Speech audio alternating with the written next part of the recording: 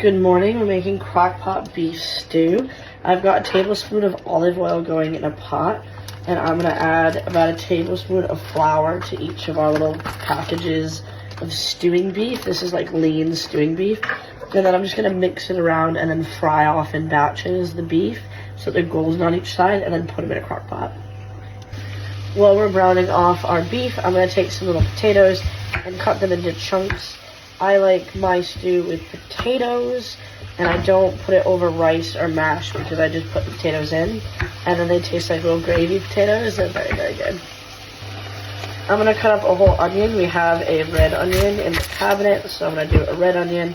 You can do a red onion or a white onion or a green onion, like the big green onions. Doesn't matter.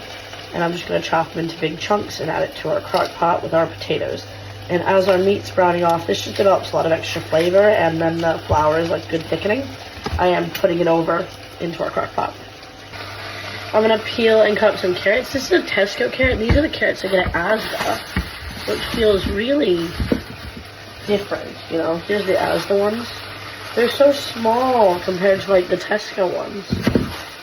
I'm gonna cut them up. We're also gonna cut up a couple of stalks of celery, just because we have celery. If we didn't have it, I wouldn't be adding it. I don't think celery adds a lot, but I have another recipe that it does add a lot to it, and so I'm just using it what I have. I'm also, in the very last batch of meat that I'm toasting on, going to grate in a couple of cloves of garlic and then dump that and the drippings at the bottom of the pot into the thing. So perfect. So here's what everything's looking like. The potatoes are on the very bottom, and I'm just gonna pour in a bunch of water and add some stock cubes, thyme, a bay leaf, and then taste it closer to when we actually want to eat it. But yeah, if you need to add a corn flour slurry towards the end so it thickens up, that's something you might also want to consider. This is it, like probably 10 hours later. It's very, very good. The meat is just kind of falling apart and shredding. The longer you put it in, the more it just falls apart. And it's very beefy.